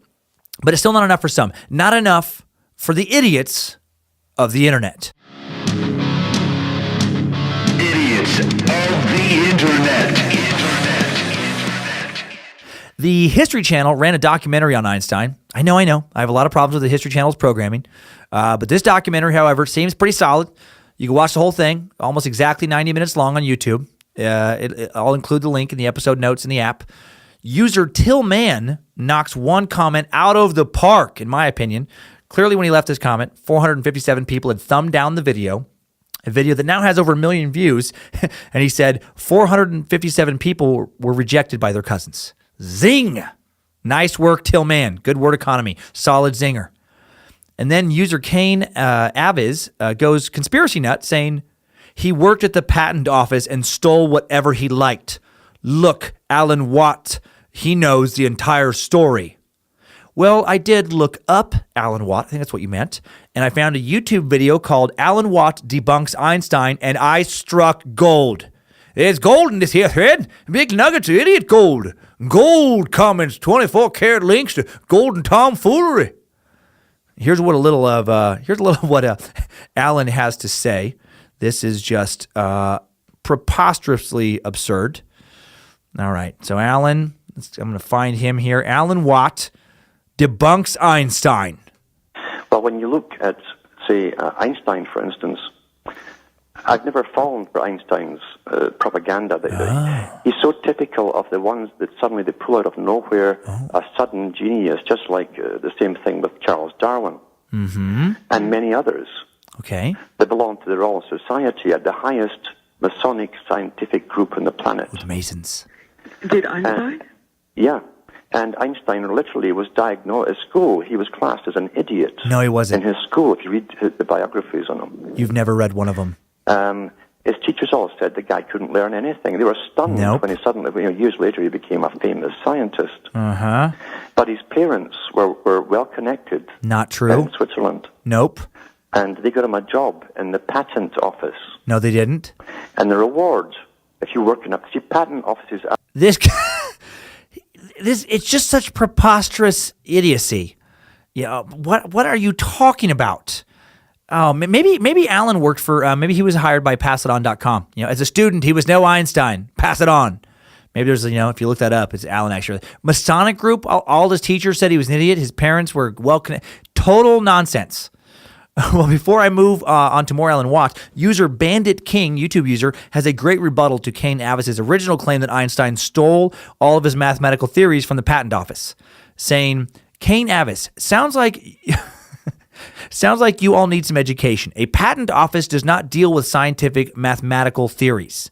A patent office is where you go to submit your ideas of products and features of products and their implementations.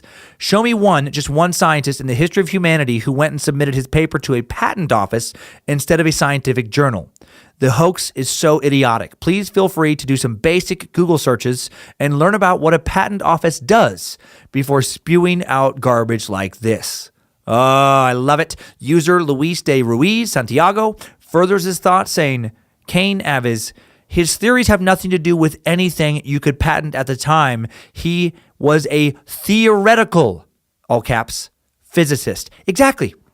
I love how this fucking idiot, along with Alan Watt, just thinks that like mind-blowing theoretical concepts are just being like hand printed up and handed in at the Swiss patent office.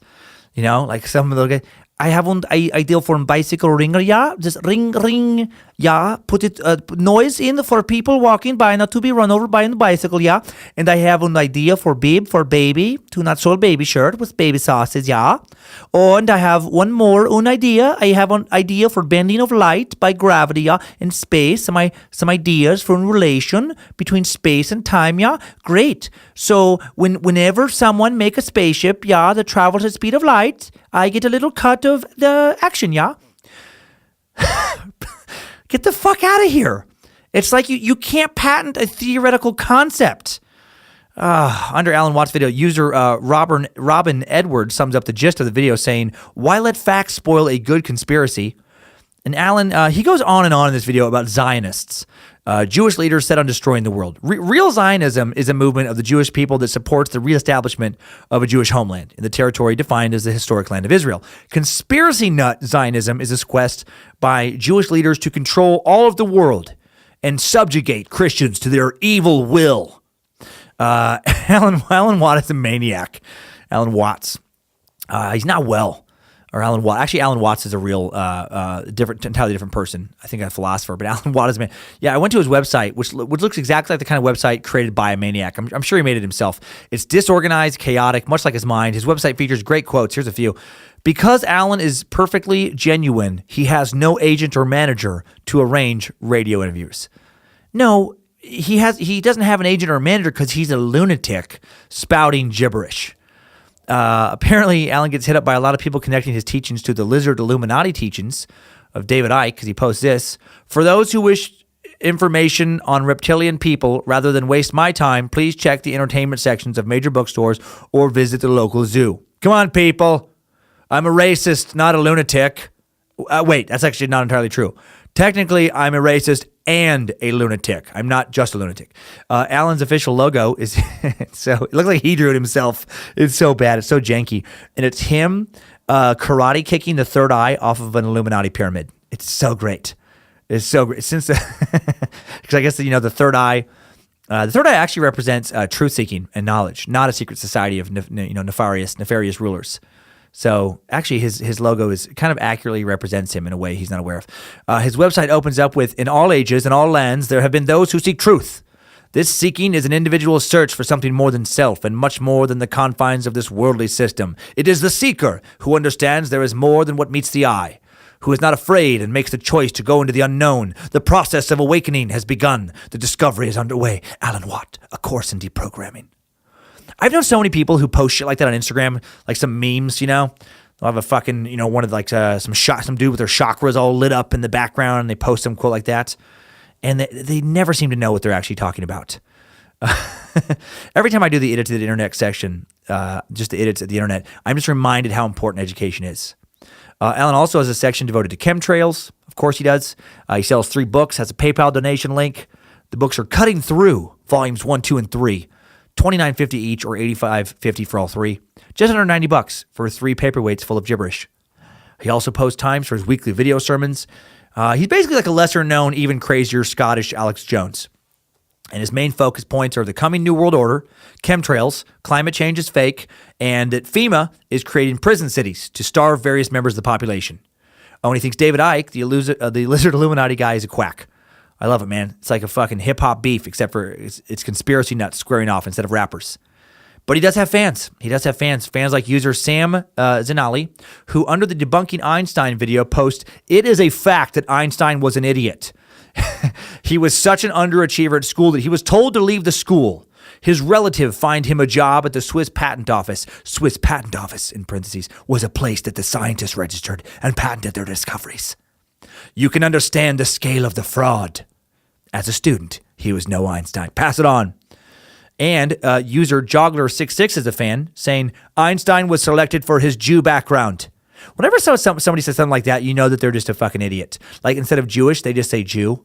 Like they're always just a racist idiot. Einstein was selected for his Jew background. All right, I can discount anything you have to say going forward now. So he will never be doubted. It's all the same with guys like him, Darwin, etc. And Allen spoke about these persons too. Don't believe people invent stuff. Some exceptions, like Tesla.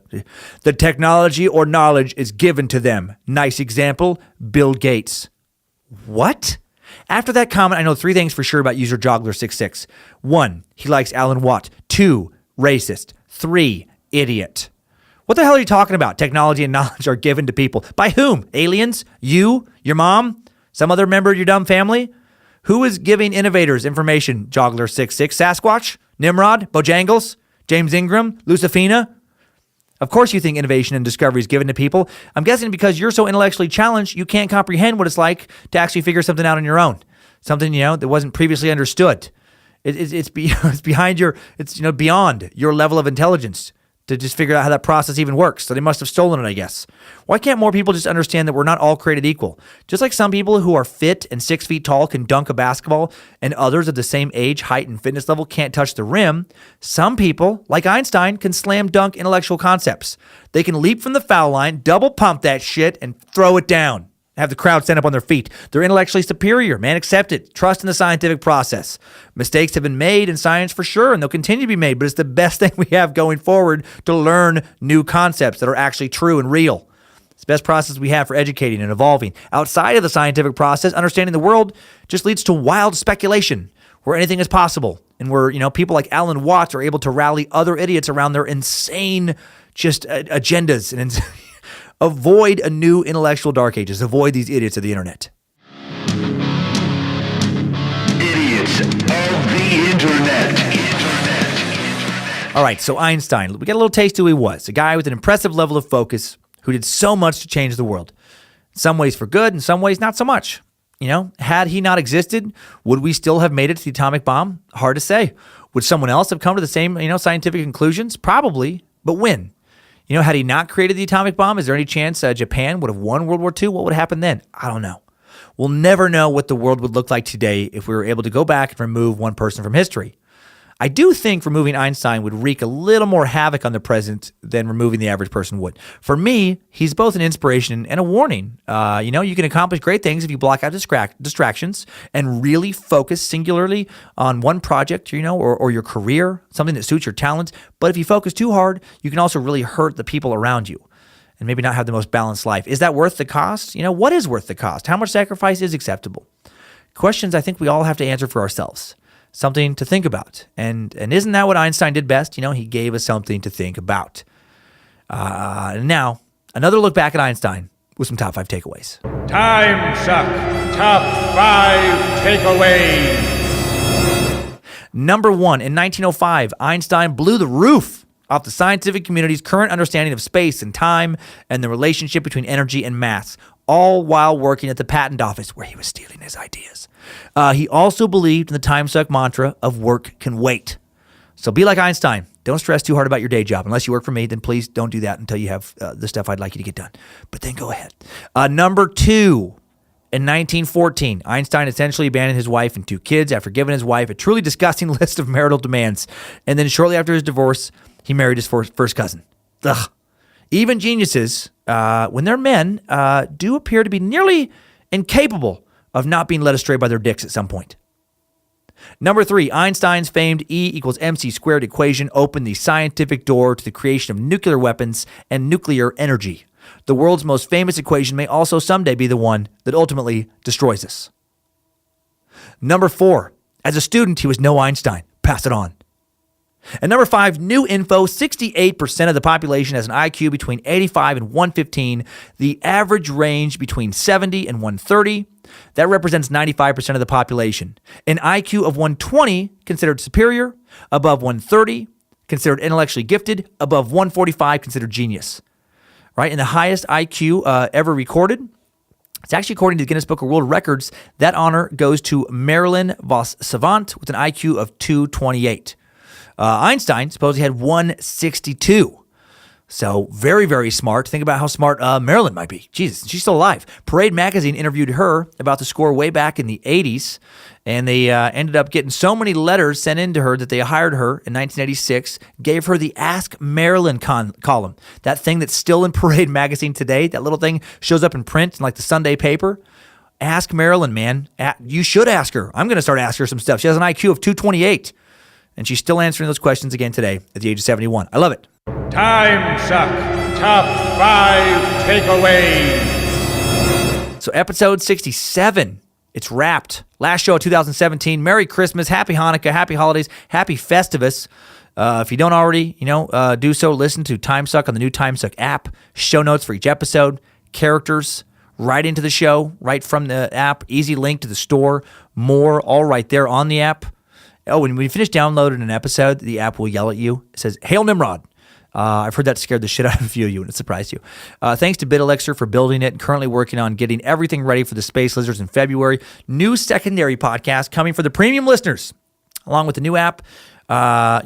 Features. There's also going to be a new stand-up album coming for the premium listeners only. 2 new albums coming up quick in 2018. Pandora exclusive on January 24th that I just had artwork finished for, which looks so good, by the Danger Brain crew.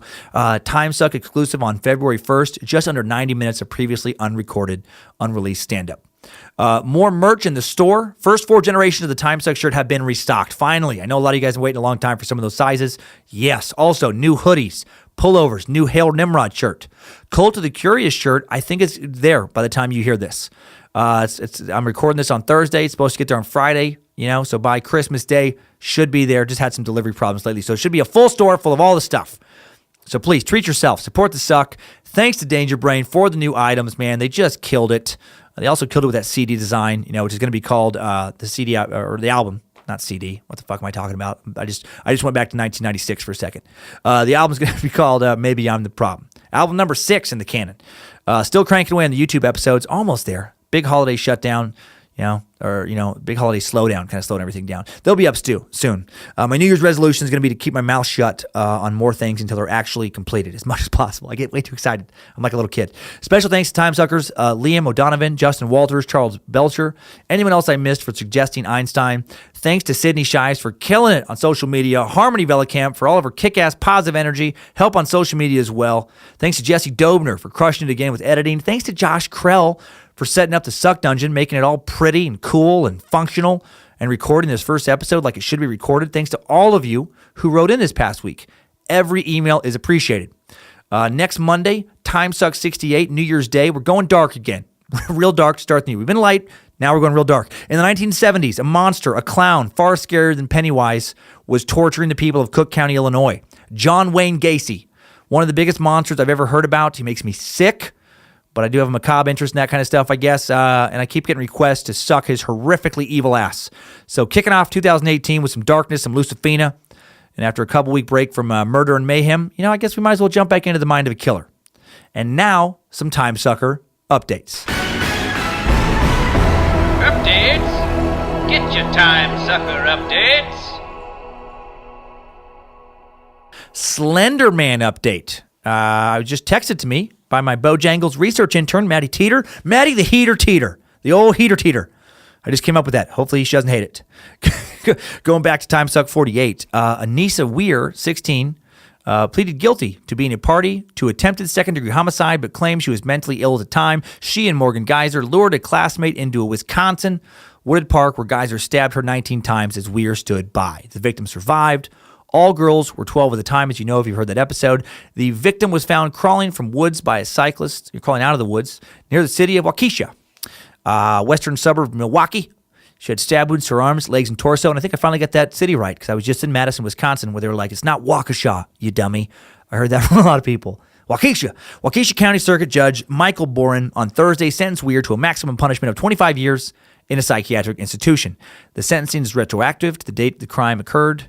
May 2014, which means she'll be, committed until the age of 37. So there you go. Both perpetrators are now, they've been apprehended. Anissa until she's 37. Morgan Geyser, she's actually going to be sentenced in February. I thought she'd already been sentenced, but I guess I looked it up today. She'll be sentenced in February, but I believe she'll also be in a psychiatric facility is where she'll be sentenced. Okay. An Eleanor Roosevelt update. Dear Suckmaster, this is from Kurt.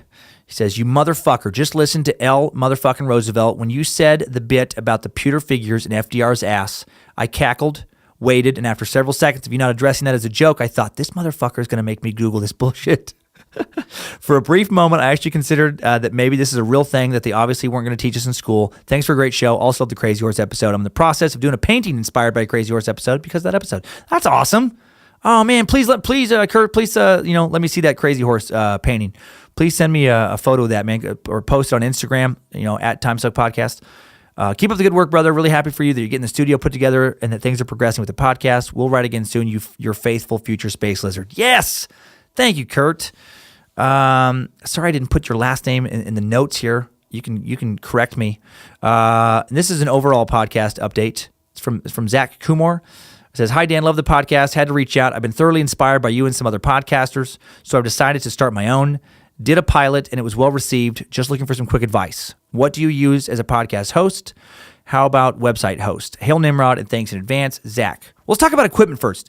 Today's episode was created using a deadened sound foamed room, recorded with the Shure SM7B mic, running through a CL1 cloud lifter, give it a decibel boost of clean gain of 25 decibels, because it's a dynamic mic, it doesn't put out as much sound, but they also don't pick out as much background noise, which I like. I have the mic hooked up to the desk with the Rode mic arm. We run the XLR cable into a Shure SEM268 mic mixer, run audio video cable from my headphone jack onto my MacBook Air through the Shure mixer to play like the YouTube videos.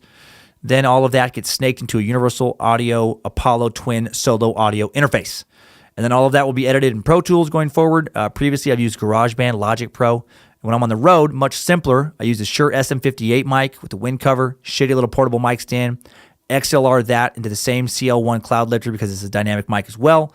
Shoot all that into a Zoom H4n handy recorder set to phantom power on the mic input.